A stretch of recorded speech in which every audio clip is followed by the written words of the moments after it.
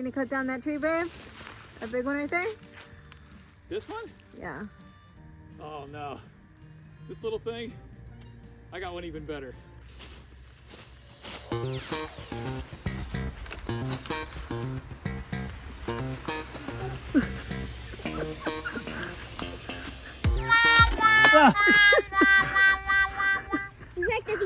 Come on, guys. Check this out. Oh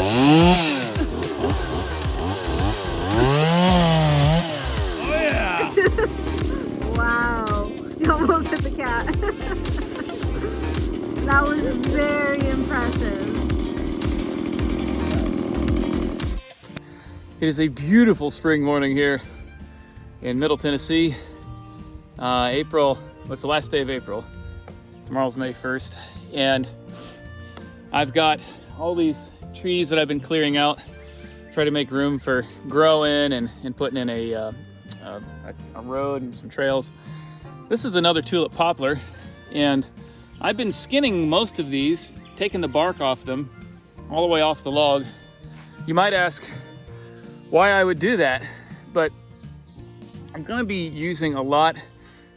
In fact, I'm using everything from this woods. If I'm not burning it in my fireplace to heat our home, I'm saving the long straight stuff so that I can use it for bushcraft projects and building some interesting little buildings and shelters and things like that. The reason I'm taking the bark off though is because I don't want it to rot before its time. Because if you leave the bark on, a lot of times water and bugs and insects will dwell between the bark and the wood, and it'll accelerate the rotting process. But if you remove the bark, maybe you've seen a lot of log homes and stuff, they're generally all barkless because they want to make sure that it's going to last a long time. So you take the bark off, allow that log to dry out, and it can really withstand the elements a lot better with the bark off. So it's actually kind of fun peeling the bark off. My weapon of choice is this. It's a flat scraper that I got from Harbor Freight. It was pretty cheap. It's got a good solid hickory handle, a nice end there. I don't really quite know what these are called. It's not a traditional flat scraper like a hoe that's just bent straight. And I couldn't get a good title off of the label. But it looks like this, and it's fantastic for debarking tulip poplar and a few other trees where the bark comes off easily.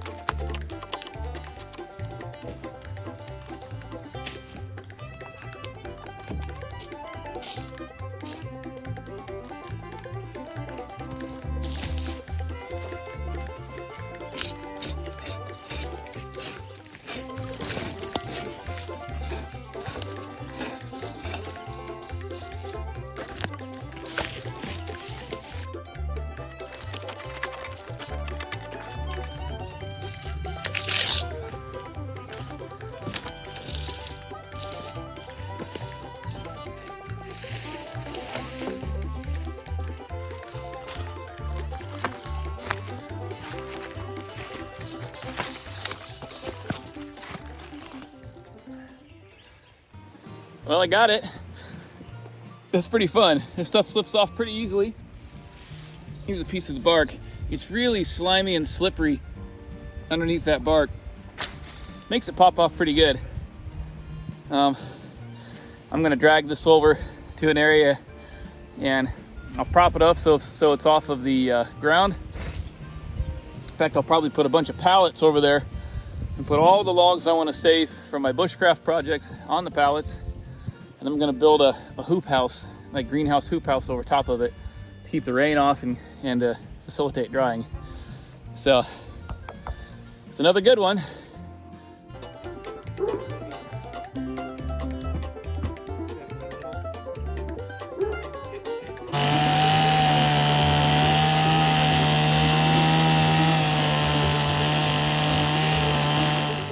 Well, I've gotten 2 garden beds built already. I'm gonna build our 3rd and last one right here. And nothing on our property is level. It's all hilly and sloped, and so I have to do some more leveling. The idea is to get especially the perimeter level. I'm coming up with a footer, as you will, if you will, about 18 inches to 2 feet wide. That'll be stable, kind of packing it in so that my perimeter logs, my very first ones, will be level, and the rest of it hopefully will be level when I build it, more or less. So I'm gonna work on that.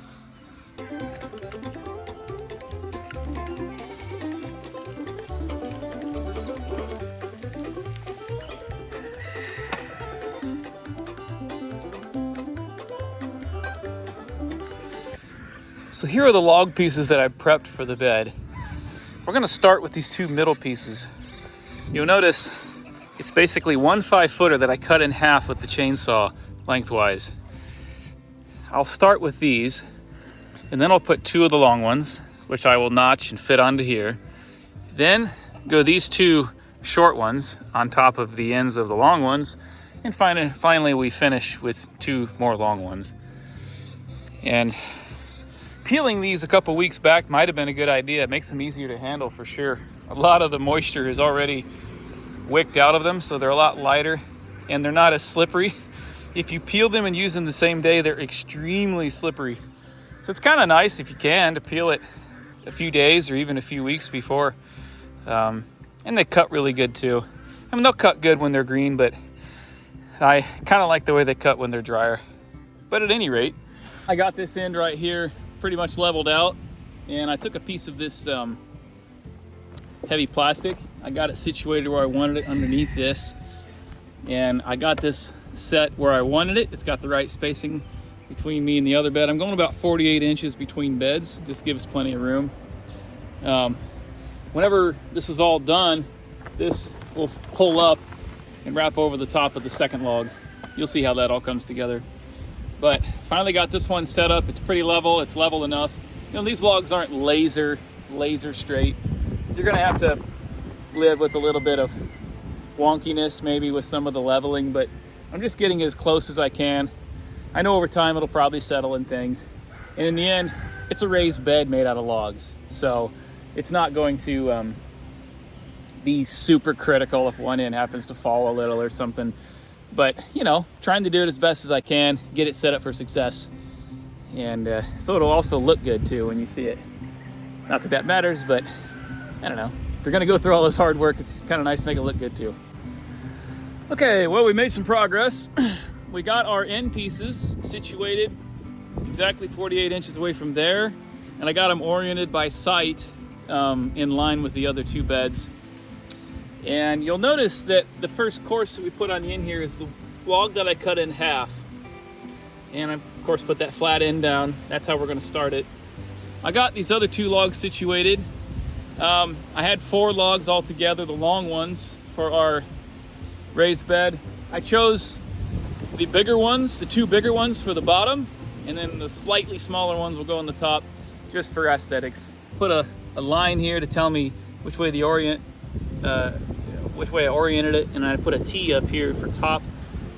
And then I marked here the edges of that log. I just kind of sighted down the edges. So I'm gonna take the chainsaw and I'm gonna carve that out. Nice little radius, and may do just a slight bit of carving on the bottom one, the bottom of this one too, possibly. And then it'll fit down in there. And that's how we'll begin to build this kind of Lincoln log garden bed.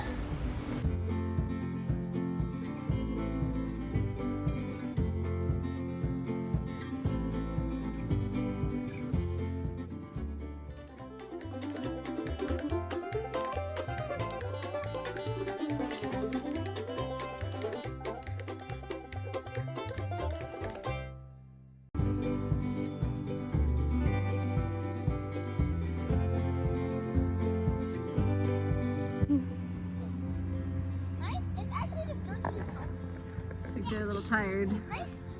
What? I'm not tired. I'm not tired. I'm